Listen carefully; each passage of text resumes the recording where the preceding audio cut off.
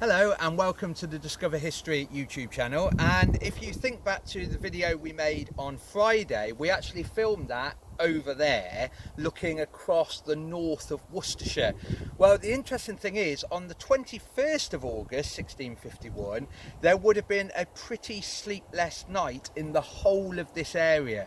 For one, the Scots were north, so Hartlebury and the area of Kidderminster, so they would have been bedding down in the fields and in the buildings in that direction.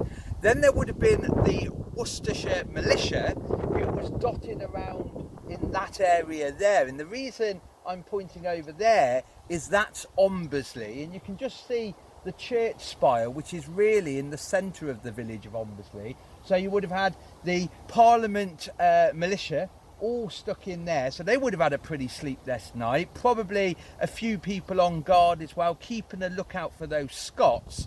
And the interesting thing is, in the 17th century, there's no real proper night attacks as such, really, so they don't have to worry too much. Most campaigning, most fighting takes place in the daytime and generally in big open fields. So the Scots are having a sleepless night, worrying about entering Worcester over there.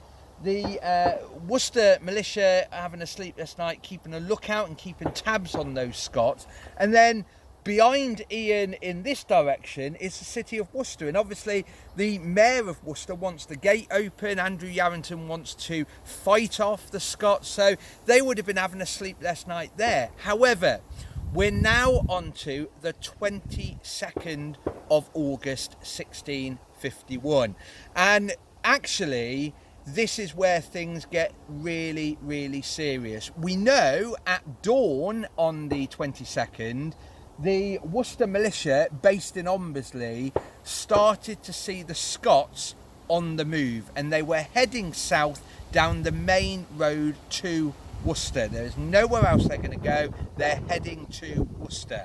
So where the church is, that's the centre of the village of Ombersley. And then where this tree line goes down, running along behind me there, going all the way across there, that's the main road into Worcester, basically. So the Worcester militia woke up very early to find that the Scots were on the march and were starting to move through. And we know that the Worcester militia would have started firing on the advance guard of the Scottish army. So there we have a member of the Scottish army. You've seen it numerous times before. Remember the Scots bonnet and the grey coat, for example. So they're starting to now head in one direction. They want to be in Worcester by nightfall of the 22nd. But over there, obviously, the non-uniformed Worcestershire militia, the old trained band system of long ago, basically. Now you can probably hear firing in the background. That's not a sound effect, by the way. Just outside Worcester, just outside Ombersley, between the two in the no man's land, there is an area that they do a lot of clay pigeon shooting, and today, on the day of the anniversary of the shooting, or of the anniversary of the fight, they're out firing, basically. So that noise in the distance is clay pigeon shooting. But if we turn back the clock to 1651, you would have heard that, because on that morning of the 22nd of August, you would have heard the Worcester militia engaging with the Scots for the first time. Yes, they saw them on the 21st, but now on the 22nd, they're obviously moving towards Worcester. So you would have heard gunfire in the trees around Ombersley. If you stood here where we are, you would have even seen plumes of smoke. And that's the big difference between muskets and the shotguns that you can hear in the distance. Shotguns have pretty much smokeless powder today, like all firearms, to be fair.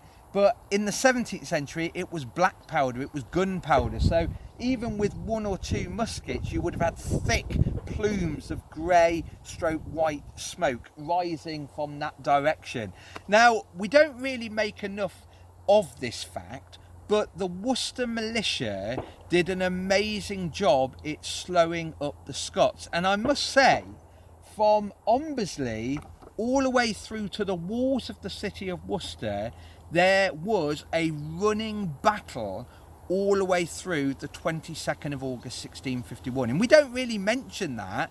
It's one of those lesser known facts about the Battle of Worcester, really, that this is the first engagement on Worcestershire soil with the enemy.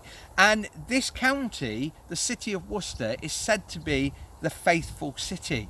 And that's the mad thing about it. We always say faithful before we say the word Worcester. It's commonplace. If you look at the Guildhall, it says Semper Fidelis, always faithful. But the thing is, the Guildhall, the motto, is a later motto. In 1651, like most of Britain, that is not technically a royalist army. That's an invading Scottish army that's plundered their way south through the whole of Britain. And they're knocking on the doors of Worcester, a city that had already been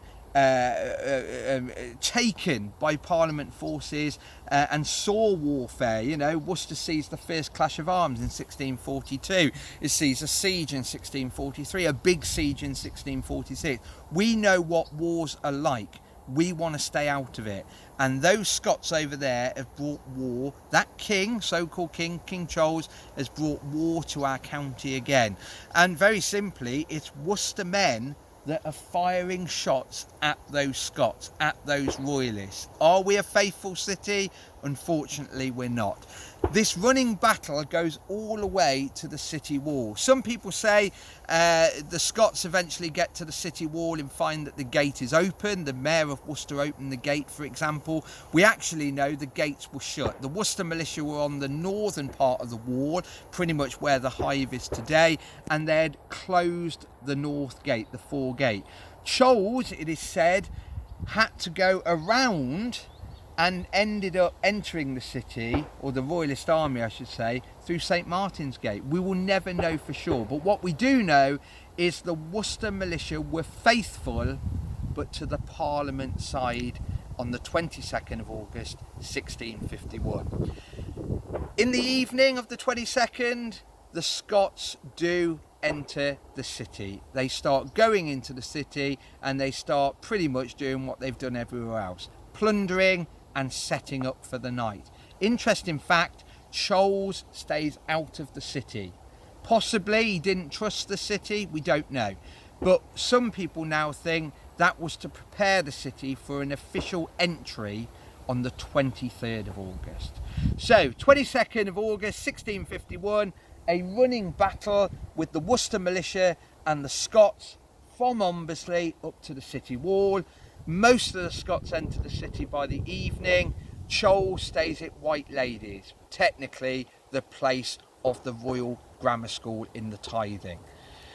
Anyway, on that note, it looks like war, or in particular the Battle of Worcester, will take place any day. Please make sure you subscribe and do share away. We're coming up to the Battle of Worcester. Stay safe and we'll see you soon. Bye bye.